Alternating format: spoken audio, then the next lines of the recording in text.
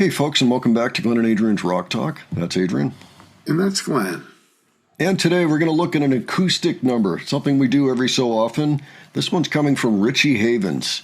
It's from 1981. It happened on a Toronto TV show, possibly a little local show, I'm not sure. It's called The All Night Show with Chuck the Security Guard. Summer of 81. Okay, so probably not a huge audience, but I thought it would be really cool to just watch him play because I've always thought he was just a really interesting performer with kind of an innovative way of playing and expressing himself. People have actually compared him to Nina Simone in the way that he transforms a song, doesn't just make it his own, but gives you an emotional experience with it. So today we're going to watch him do James Taylor's Fire and Rain.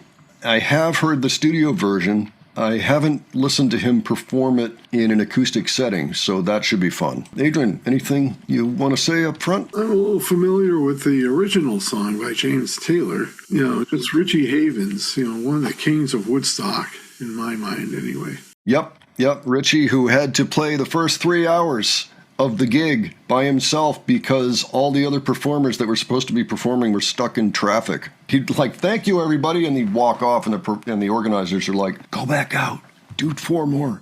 And this went on for, almost 3 hours. So, wow. And he, Freedom was towards the end because he had completely run out of songs. So that was completely made up on the spot for those that didn't know.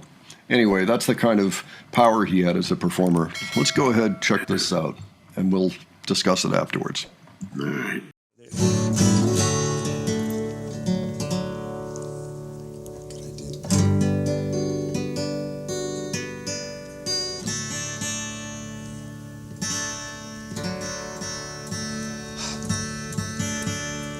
You must excuse all this tuning because the guitar is brand new and it's really tough being born. It really is. You have a hard time, because the guitar has to adjust to shapes. It came from New York, Rhode Island, straight to Canada. It's going through changes.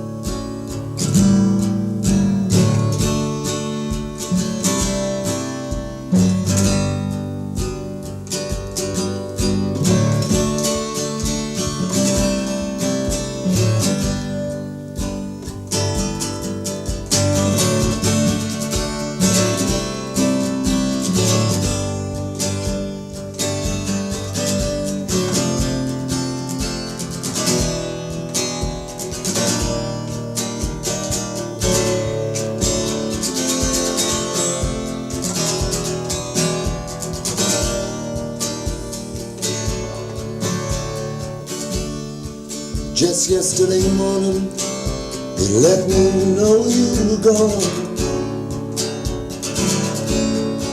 Susan, the plans we made put an end to you.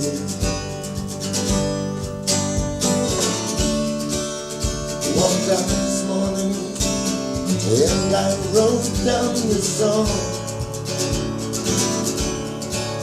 Now I just don't remember who to send it to. Oh, I've seen fire and dancing rain. I've seen sunny skies that I thought would never end. Lonely times when I could not find my friend. but I always knew that I would see you again.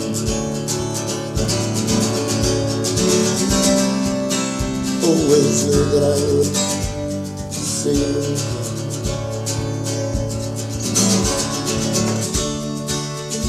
Gotta look down upon me, Jesus. Gotta help me make my stand. Lord, you've got to see me through another day.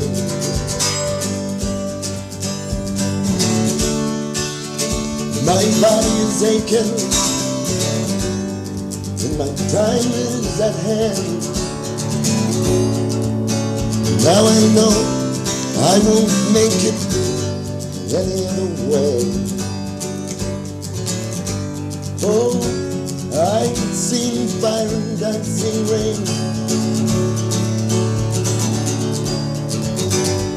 sunny skies that I thought would never end, lonely times when I could not find my friends. But I always knew that I would see you again.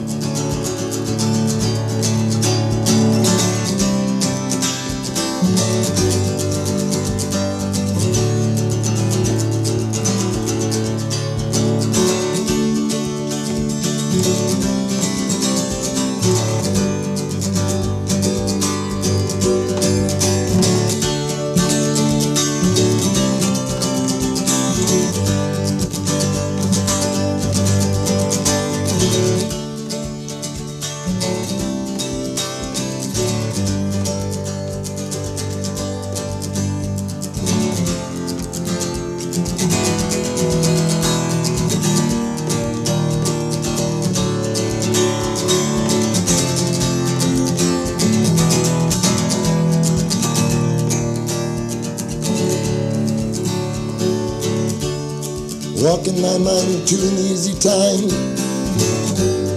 with my back turned to the sun. Lord knows when the cold wind blows, it'll turn your head around.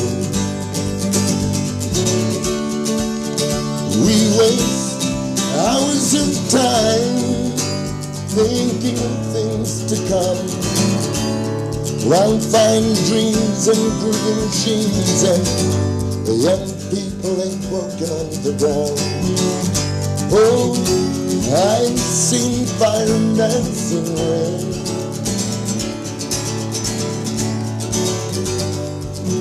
lonely times when I could not find my friends, sunny skies that I thought would never end. But I always knew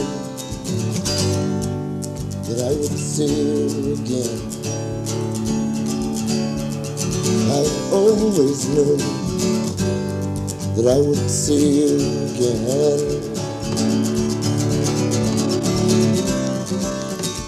Always knew that I would see you again and again.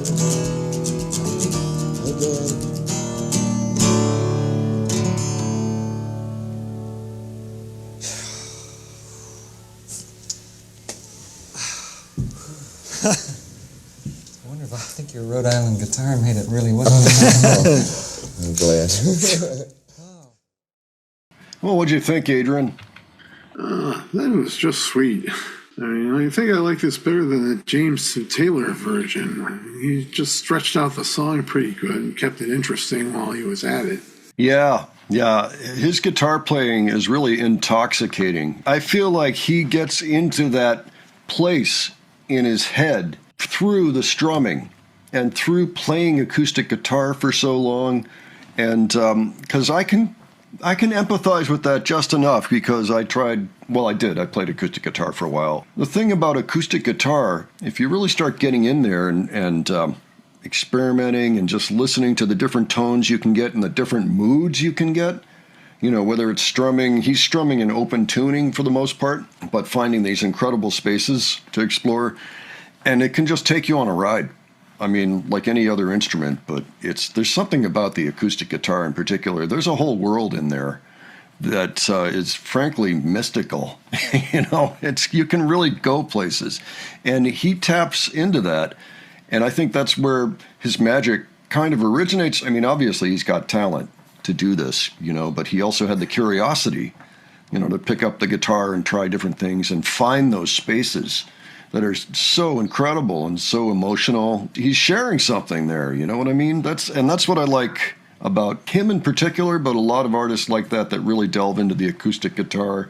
You'll just go places you would not expect, and he certainly does that. Yeah, I've gotten convinced. I think he tunes his guitar in like a E major chord or something like that. It could be. Or maybe it's another key, but it's like a major chord. D. So he can play like with his thumb across the fretboard like this.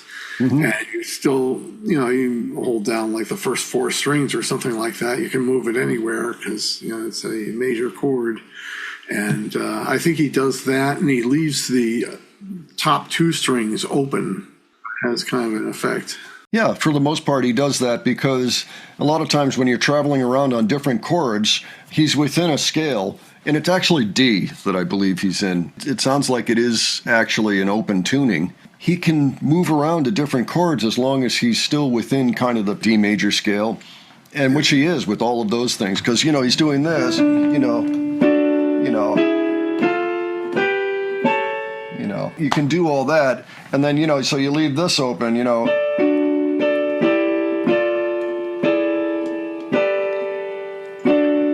hear that? Ingenious way to tune a guitar. Yeah, well, that's been around. The old blues guys would do that too. Blind Willie McTell was probably open tuning. He was from the 20s through about the 50s. It's a magical place you can go doing that. Now, once in a while, he would go to those top strings, when he had the rest of the D open strings, everything else open, and he would do different things that would bring out other little moods. But yeah, in some ways, he almost could have done it with an auto harp. Kind of the same things that he was doing. But he did get more out of the guitar. And his voice is so well suited, too, to doing this kind of interpretive stuff that he is. Yeah, I mean... He has a singing and playing style all his own. Yeah. He does remind me a little bit of Nina Simone as well, with what Nina Simone could do with songs. If you want to get spooked a little bit, I mean, listen to Nina doing Isn't It a Pity by George Harrison. That's unreal. Things like that, because she'd do the similar thing, but on piano. She'd find different places that you could go within the piano. But anyway, fantastic. I wanted to try to feature a little bit of Richie Havens, but maybe not just the Freedom clip that we always see. Everybody always sees when they're talking about Richie Havens, they're usually looking at the Freedom clip from Woodstock. The Woodstock anniversary is coming up soon, so I figure here and there we'll just kind of throw out little bits by artists that were at the festival and maybe demonstrate kind of what they were doing at the festival, either later on or in some other setting. We just looked at Creedence recently. Didn't even know they had a set at Woodstock, but they did, and we saw some of it. It was good. But yeah, this is amazing. I think this is going to sit right next to it all pretty comfortably. He's got some good stuff, Richie Havens does, not just the Woodstock Festival. He's worth looking into. So, heck, he did a really good cover of a Quicksilver song, What About Me? So maybe we check that sometime. Okay, well, folks, why don't you let us know what you thought of this? If you've ever heard that before, if you've heard the studio version that he did, if you are a fan of Richie beyond Woodstock, if you ever saw him perform, my understanding is he toured all the time, pretty much, but he was an acoustic musician, so it didn't take that much. I think he ended up probably in a lot of coffee houses and special events, things like that, but was certainly active throughout his life. Let us know what your experience was with him. I feel like he's a known person, but maybe not as well known as he should be. I mean, some of his best albums aren't even available on CD, so there's got to be a reissue of some of his stuff, if you ask me. But anyway, yeah, give your thoughts, and if you have other suggestions for us, you can leave those below. And if you enjoyed this video, please give it a like. And if you enjoyed the presentation, please subscribe. All right. Thanks so much for joining us today, and we will catch you on the next one. All right. Take care, folks. See you all later. Bye.